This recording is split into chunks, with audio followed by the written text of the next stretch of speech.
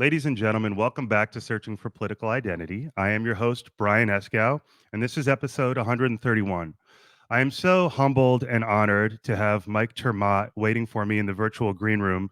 This is a man who's running for president as a libertarian. It's the second time he's joined me, and I'm really looking forward to talking with him about current events and libertarianism in general. So, to set up our conversation, let me just say to you, the audience, you know my deal at this point. I'm searching for political identity, which of course also means that I'm searching for truth.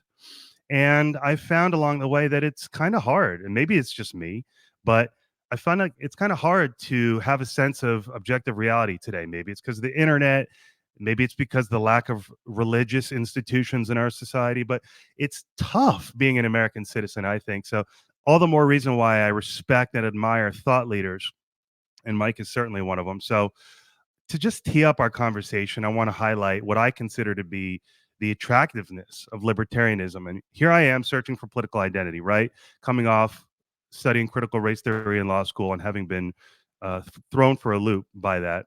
And libertarianism says civil liberties are paramount. That if you just allow people to do what they want, as long as they don't harm you, the non aggression principle, that's the best way to organize society. That we need to reduce the state to as small of a footprint as possible. And there's a huge debate in libertarianism, anarchy versus minarchism. Okay, whatever. But the idea also that everyone is the master of their own destiny.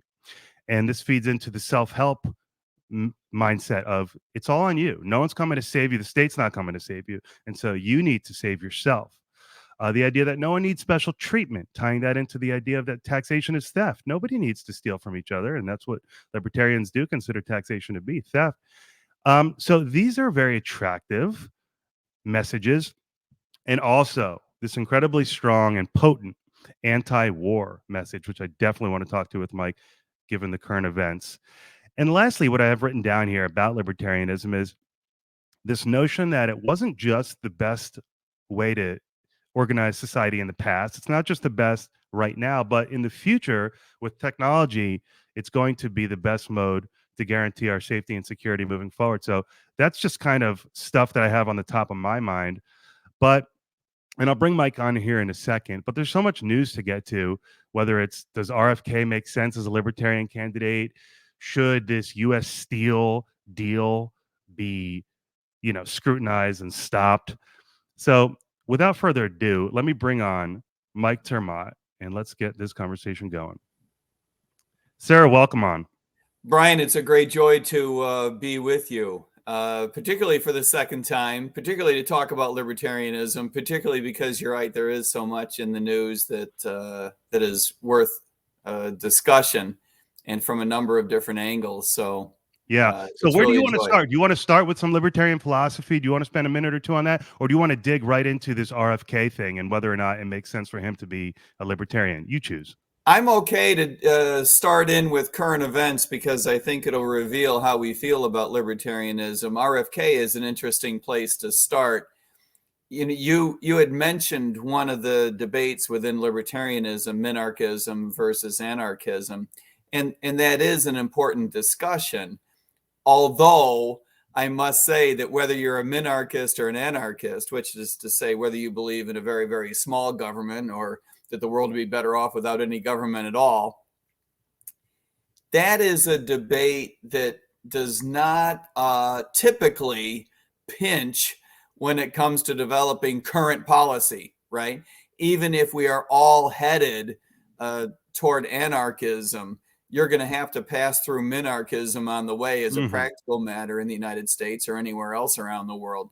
This is, from the libertarian point of view, probably a shame, right? It's really unfortunate that that debate does not have a great deal of relevance to today's world, in which we are just so far away from even a constitutional republic at this point, much less a minarchist world in which we need to worry about whether we can eliminate the last vestiges of government or not. We have so far away from that. Yeah.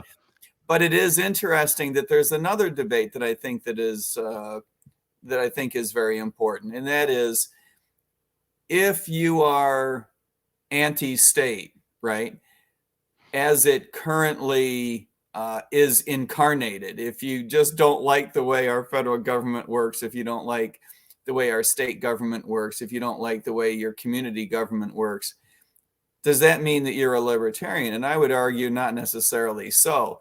We as libertarians do hold in great skepticism everything about government. Absolutely true. And I thought that your introduction was spot on. But I don't think it's enough, in the sense that we do believe that we need to stand up for each other's rights, not just for our own. And so in that sense, to the extent to which there is a superstructure, to the extent to which there is a government, it does have a role. And that role is looking out for our rights, not imposing on us some external philosophy. And I think that this is the root difference between a libertarian and Robert Kennedy Jr. In other words, I believe, and I don't think he would argue with this, although I'll be on a panel with him in California in a couple of weeks, and I'll have the opportunity to ask him. I believe that he would agree that at his core, he is a good government type of guy. He wishes the government would work better. Mm-hmm. Not that it would necessarily be eliminated or even wound down to its bare minimum. And I cite as examples, first of all, his wish that we had gun control law in the United States is a leading example. He believes that the world would be better off if there were serious restrictions on your ability to carry openly or to carry concealed, what types of weapons, this sort of thing.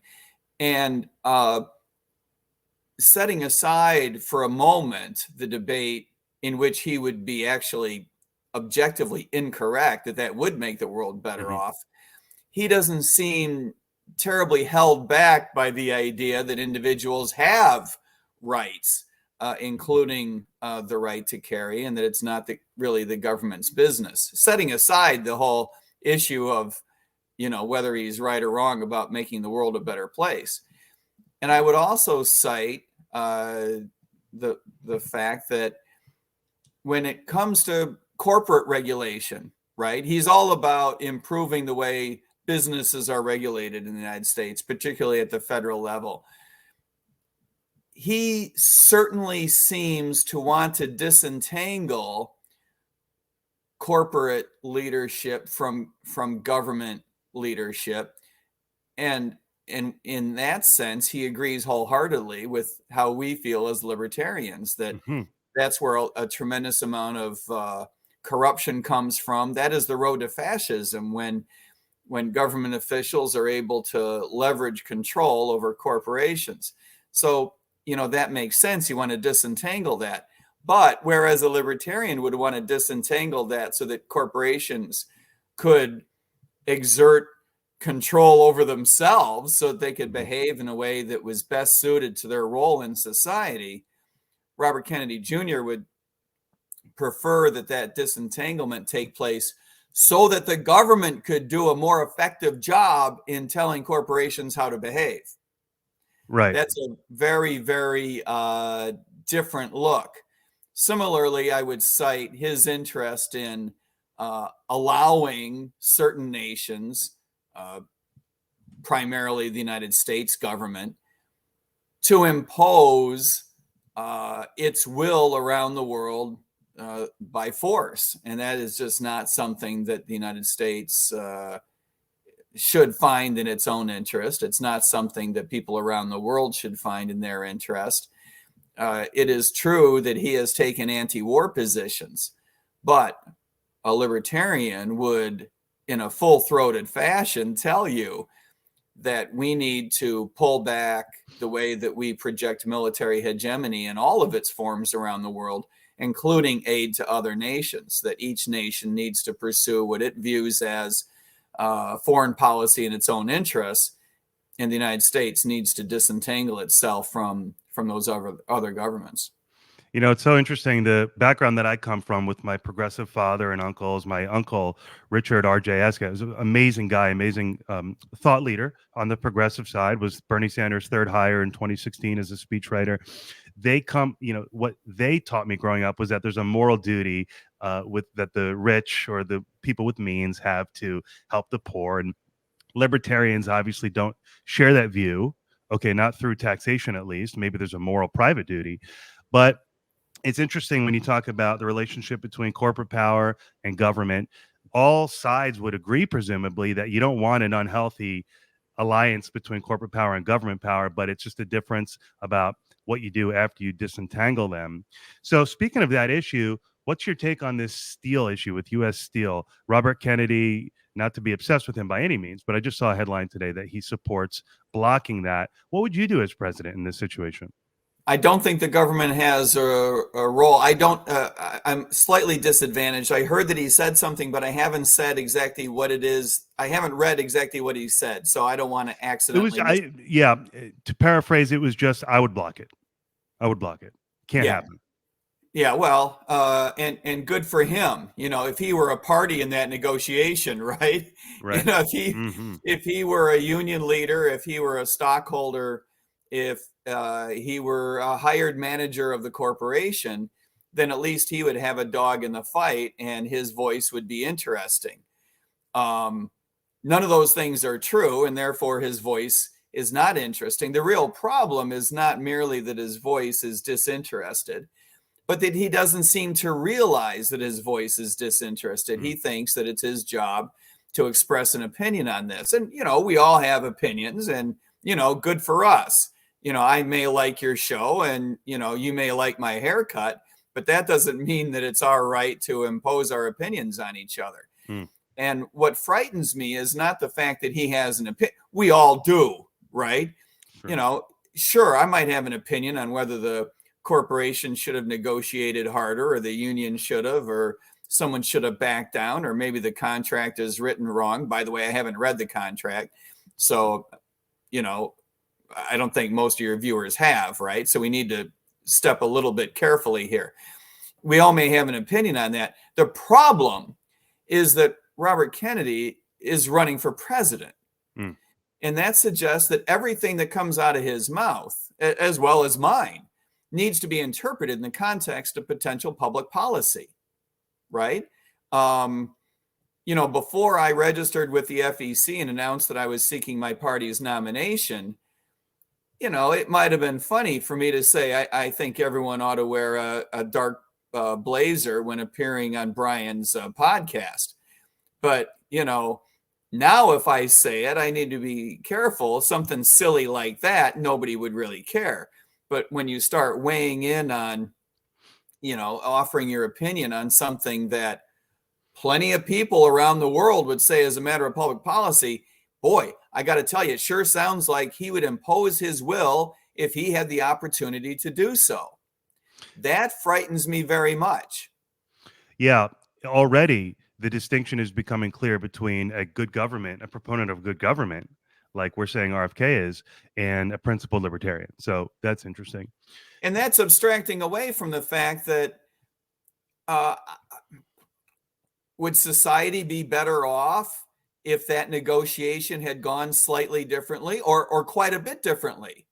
Well, now that's an interesting debate, I suppose. But would society be better off with a government that would impose the will of politicians, never setting aside the negotiation that takes place between private sector institutions? No, absolutely. That is the more interesting, more important debate. And interestingly, the more clear debate. Our world is not made better by a government that imposes its will. That is just a different flavor of socialism, many flavors of which we have seen to disastrous results around the world. So this is like the Tao Te Ching part of libertarianism, which is to say it's best to just let things happen. And you don't need this centralized force, the state, to guide it. Just let things happen. And even bad things will happen. Suffering will happen, but it'll actually be at minimal levels if you just let things happen. People do make bad decisions. There's no question about that. I'm sure there will be people who come on your show who don't wear a dark blazer, and they should. But those are mistakes that everyone is going to have to make on their own. Mm-hmm. Yeah. So continuing this theme of using RFK as a prism or a lightning rod to kind of bounce this discussion off of, something you hear him talking about a lot is ballot access. And I believe that you libertarian presidential candidates are seriously enmeshed in this conversation. Can you please kind of give me the background, what's going on with this ballot access conversation? Sure, it's a complex conversation in its totality, but I can give you the big picture. And RFK is an interesting point of reference. I'm not sure he's the perfect foil for our conversation because, he was not nearly as interested when he was a registered Democrat. He probably still is a registered Democrat, but it, he only became interested once he realized that he personally has a Mm. ballot access problem. Now it's a big problem for the United States, right? I'm sorry, where were you a year ago before you realized that this is a mess? The problem we have in the United States, one of the many problems we have in the United States, politically speaking, is that the Republican Party, the Democratic Party control the legislatures in every state, of course, and therefore control how it is that individuals gain ballot access, which is to say how they get their names on the ballots that get put in front of voters, right? For every type of election from the school board to governor and federal elections as well. This is all controlled by state law and all controlled by Republicans and Democrats. So what they have done is they've set up a system and, good for them for being, self-interested corporations that don't give a damn about advancing democracy. If I had the cojones to be that selfish, I suppose I would admire them on a whole nother level. The idea is they've set up this system whereby which if you're a member of one of those parties, you can virtually automatically gain access as long as you have your party's nomination. Mm-hmm. If you're not one of those two parties, if you're not what they call a major party, right? You can gain access by qualifying as a major party, but that means you need to get a certain percentage of votes. Every state is different. Every state has different rules. Okay. I need to hasten to add that. You can either pay certain fees, raise a certain number of signatures, or get a certain voting percentage in the previous election, all of which are virtually impossible unless you have regular ballot access from cycle to cycle to cycle to cycle. And they lock that out by saying you're not a major party. Therefore, you have to go through the hoops every cycle, right? Mm-hmm. And so sometimes you're going to be on the ballot. Sometimes your party is not going to be on the ballot. You never have an opportunity to gain momentum, much less awareness in the mind of the American voter. So they've really set up a system whereby which these two parties are highly advantaged relative to anybody trying to create a robust third-party presence. The Libertarian Party is, as you probably are well aware, by far the third largest party in the United States. I say by far in the sense that we're much smaller than the Republican and Democratic Party and much larger than whatever it is that's in fourth, fifth, and sixth places. People like the Green Party and the Forward Party and the Progressive and the Communist Party and whatever else you have going on.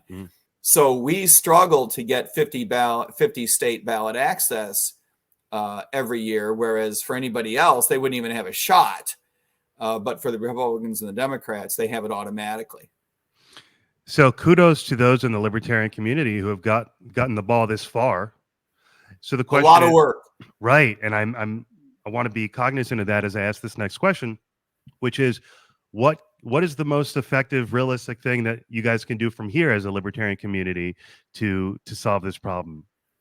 My view is that, well, it is a chicken and egg problem. You need to gain awareness, gain votes, to gain ballot access, to continue that cycle, and eventually gain representation in state legislatures in order to open up the legislation in this area to allow third parties to compete. And by that, I mean third, fourth, fifth, and sixth. This is a ballot not just for the Libertarian Party, but for a system that would include more than just the duopoly parties.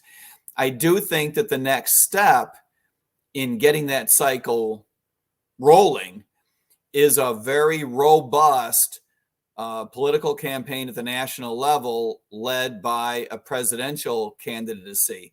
And this is the reason why the campaign that we are running is designed to do a few things significantly differently than what you've seen from the Libertarian Party in the past.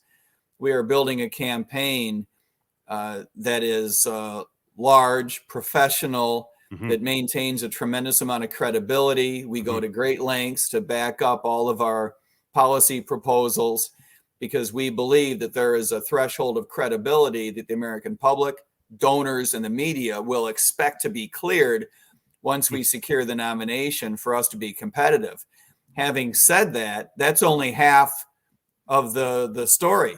The other half of the story is that, speaking of things that we need to do differently than libertarian campaigns have in the past, we need to run on a very differentiated platform that leaves no mistake that we are completely different from Republicans and Democrats. As many of your viewers may know, I'm running on a platform that we call the Gold New Deal. Your people can see it at goldnewdeal.org to the extent to which they're curious about it. It is a collection of some of the most transformational ideas in libertarian thought. The reason this is so important, two big reasons. Number one, to cleave hard edges against Republicans and Democrats. We need to make it clear that we are a third choice. We're not just similar to Democrats or similar to Republicans. I think that's the wrong strategy. I think it's the wrong tactic. I think that most Americans have some libertarian streak inside themselves that they wouldn't characterize as such, right? They wouldn't call it libertarianism. I don't think most Americans can spell libertarianism. They don't know that there is a Libertarian Party. But our values better align with most Americans than the values of the Republican or Democratic parties. And so we need to starkly brand ourselves in our own context so that people can find us, identify with us, and understand that we're a very different choice. And the other reason it's so important is because it is the correct way to brand our party. Our party has a brand awareness, a brand value that's really approximately zero. Most Americans don't know there's a Libertarian Party. To the extent to which they do, they don't know what it means, what it stands for. They don't know what libertarianism is all about. I lay this squarely at the feet of our past national campaigns that have failed to brand us in the minds of voters and donors and the media as well. So we need to differentiate from the other parties just for the sake of clearly branding our party. So I think that putting out there a real principled, a real libertarian, hard-edged, if you will, policy platform is important for the strategy of reaching as many people as possible and gaining a lot of votes. But it's also the right thing to do in terms of branding us correctly for the sake of the down ballot candidates, for the sake of candidates in the future. Yeah. How libertarian of you to be interested not only in the Libertarian Party's position with ballot access, but doing it for everybody. That fits with the theme of libertarianism. We're not just protecting ourselves, we're doing it for the principle of it. That is important. And of course, a big piece of what it is that we're interested in doing is loosening up this duopolistic hold that the Republican and Democratic parties have on American politics. We believe it'll be good for our party. It'll be good for our philosophy to spread. But you're right. 10 times more important than that is loosening up for everyone to participate, for everyone to have their voices heard. Yeah, no, it's fantastic. And I will say, as you know, I'm not tooting your horn here, but you've done an outstanding job with this branding around professionality and credibility. You're so measured. I was thinking yesterday, measured Mike. That's kind of how I associate Mike. Measured, he's very measured, but it's a compliment. It's a tremendous compliment. You know, you're running I with appreciate several other people. Just I'll use it as an opportunity now to talk about. Tell me a little bit about the competition, your friends that you're running with against. I saw on Twitter that you guys recently had a debate in Georgia. Is that right? Yes, and before that, Florida. Before that, Arizona. In And the there you midst of are. that, Iowa, and next week in Oh. Alabama. So there you are with these guys, and look, they all had suits on, but you look like the only one who actually had experience wearing a suit. Um, what is it like? Tell me a little bit about. Take me on the trail for a minute. How are these people? What's it like? It's a lot of fun if you have the right attitude. I suspect if you had the wrong attitude, it would be frustrating and annoying. And I'm not going to lie to you, being on the road and traveling a great deal for anybody has its moments, right? When Sure. you wonder exactly whether that's the right flight and whether this is the right way to go Hmm. about this. But with the right attitude, it's actually a really wonderful experience. The opportunity to get out and meet libertarians, Americans who are not libertarians, is tremendously rewarding. Being able to spread the message. Yeah, sometimes you get pushback. Sometimes you get into some discussions that we call arguments. But on the whole, it is extremely rewarding to see that people are open to our messages. The other thing that's been a real joy is to see that we do. You mentioned the other candidates. We do have 5 other candidates, 6 of us in total, who I view as quite credible by the Hmm. standards of past campaigns, past presidential cycles. I think each one is terrific in his Hmm. own way. Right. Joshua Smith is a young man with a young family who characterizes himself as just a blue collar guy. But the truth of the matter is that he's quite a sophisticated thinker and Hmm. communicator.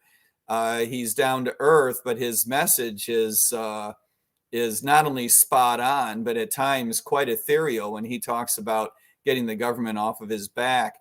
And, we've got guys like Jacob Hornberger, who has been a very professional thought leader for literally decades in our party, who cuts a very hard edge against anything that is not the most principled libertarian message.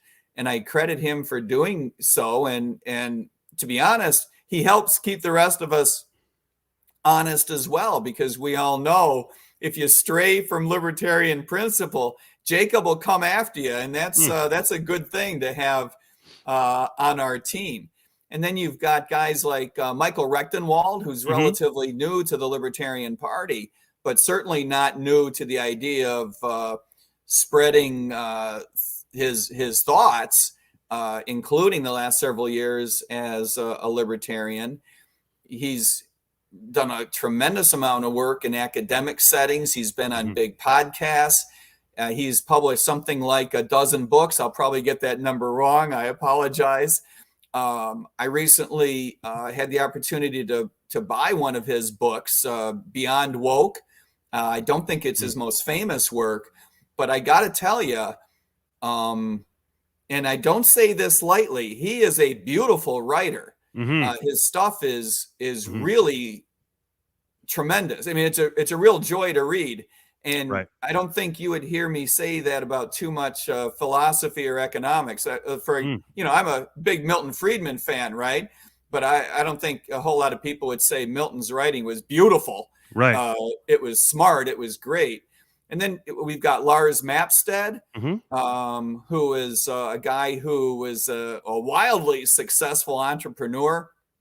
He made a lot of money by learning how to market digitally online and building platforms to provide services. An uber smart guy who I think has learned the hard way how difficult it is, to be an entrepreneur in the United States, wildly successful at doing so, and learned the dark side of the government trying to involve itself in your business along the way. He's a very fun guy. I've really enjoyed getting to know Lars, and he's played a big role in the campaign. Chase Oliver is a young man. Maybe some of your listeners wouldn't, Chase is in his late 30s. I think maybe he recently turned 40. So that may not sound terribly young to some of your audience. He's a little younger than most of the rest of us, of course. But he is the guy who had a very successful debate performance in Georgia when running for the U.S. Senate, to the extent to which he got 2% of the vote, which may not sound like a tremendous number, but it was certainly enough to prevent Raphael Warnock and Herschel Walker from getting 50% of the vote themselves. They each wound up with like 49, caused them a runoff, caused them to have to go through a runoff, and really help put the Libertarian Party on the map during those weeks when a lot of people are grumpy at having to go through that over again. But this is, Chase helped make the point. This is how we need to disrupt the duopoly and force parties to take into consideration our views. When the other parties realize that they need our votes to win, right? They'll have to take into consideration our philosophy. Thank you so much for taking a few minutes of our interview to talk about the cast of characters that you're running with. I really appreciate that. And for clarifying, really, that no shots were fired on my end towards any of them. Didn't mean to imply that none of them were professional. Yeah. But thank you for clarifying that they've all got their own flavors. They're like, you guys are each like a lollipop of libertarianism, and you happen to be a more, on the face of it, classical professionalism and credibility, which I think is really working, frankly. But thank you for telling me about the encouragement. them. Yeah, no, 100%. So with a couple minutes left, Mike, so I want to be mindful of your time. Can you tell me what it means to be anti-war? Because this seems to be a huge component of libertarianism. And as I get a little older and start paying attention more to world events, you start to, and especially with what happened with our 3 soldiers killed in Jordan by a drone, you get that instant reaction. There's a human element of revenge, bloodlust. So what do you say? What does it mean to be anti-war? Surely it doesn't mean there's no place ever for military action. So what does it mean? It means, to the extent to which possible, minding your own business, but it also means a recognition that to the extent possible is a much, much greater extent than your federal government representing the United States is able to recognize. It is simply not true that the foreign policy of the United States aligns with the values of the majority of our citizens. Most Americans would not choose a militaristic, interventionist policy of the sorts that we have pursued for the past century. And that's a long time, right? Certainly since World War II, the United States government has taken tremendous steps and spent a tremendous proportion of our gross domestic product, a tremendous percentage of our income as individuals, on projecting military strength, maintaining military hegemony around the world. This has not been in our interest.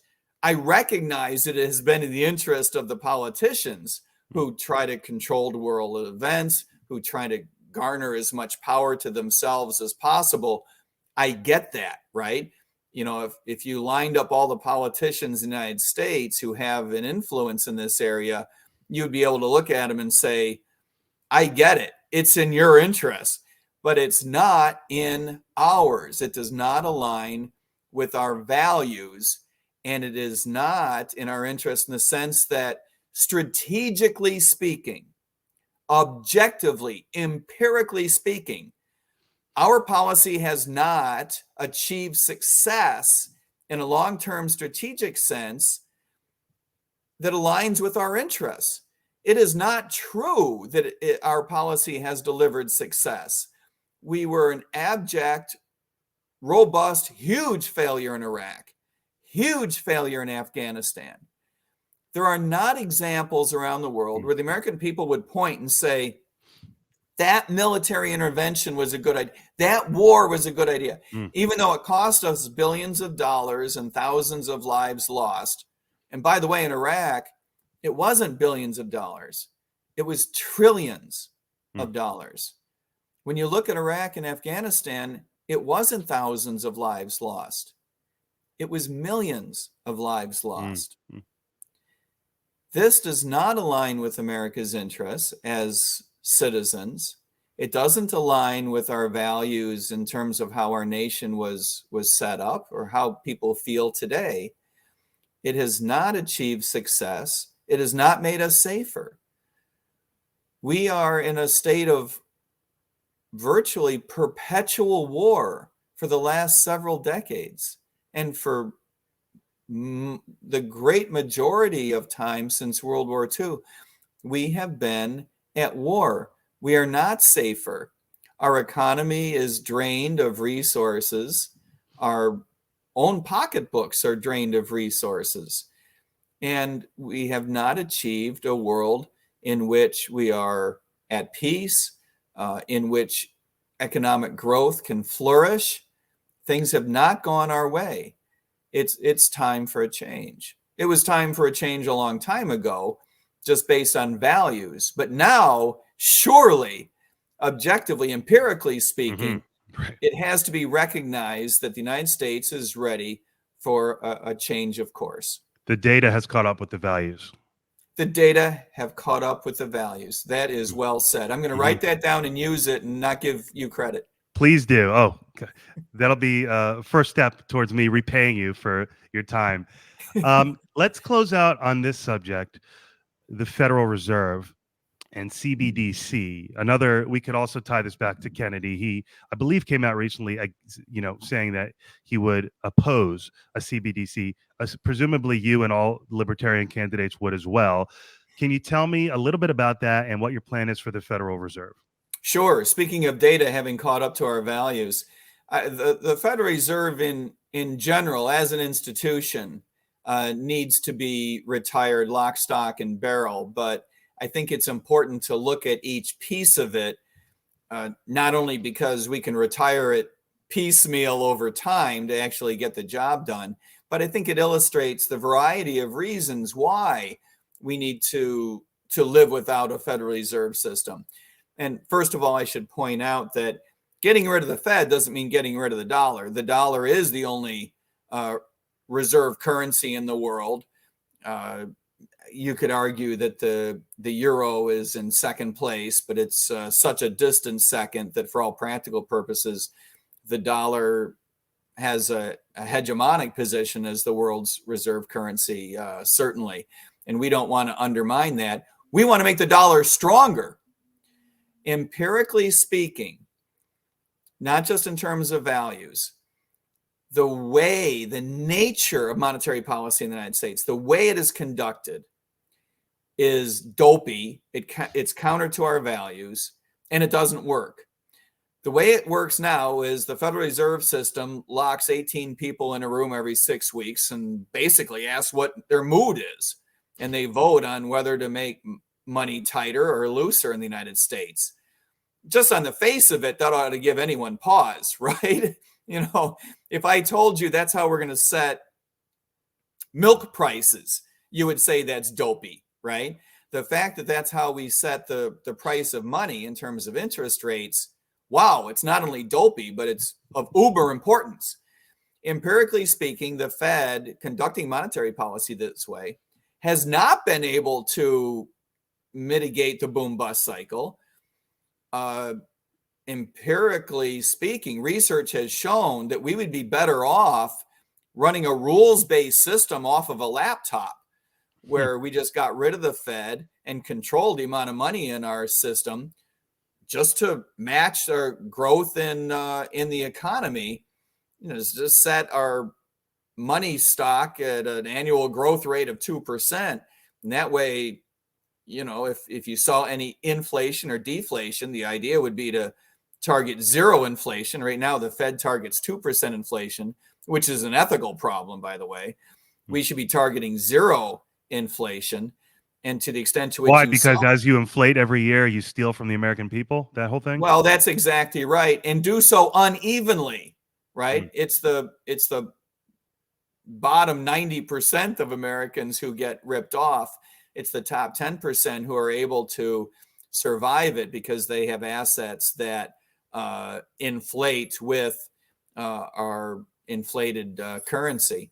mm, So it's, the bottom end of the American spectrum in terms of socioeconomic mm. status that really gets hammered. And that's part of the ethical problem. And it's just one sort of gray area, underhanded method of taxing the American people to keep the federal government going. So it's an ethical problem, but it's also an empirically demonstrable problem that it doesn't handle the boom bust cycle, and that we'd be better off with just a series of rules run by a computer and not, asking these people what their mood is every 6 weeks. The other problem with the Fed, of course, is that it regulates banking institutions in a way that is also not in our interest. It allows these institutions to make mistakes and get bailed out. The Fed regulates them in a way that suggests to the world that they're safe, even when they're not. These institutions would be better off getting rid of Fed regulation. Most of them can. Fed regulation is typically optional now, but the biggest institutions have to be regulated by the Fed. They'd be better off just hiring an outside auditor, like other businesses do, by the way, and getting rid of the Fed, because the Fed is the institution that bails them out when things go wrong. And of course, the Fed feels obliged to do so because they were the regulator in the first place. So that sets up perverse incentives for these institutions to take great risks.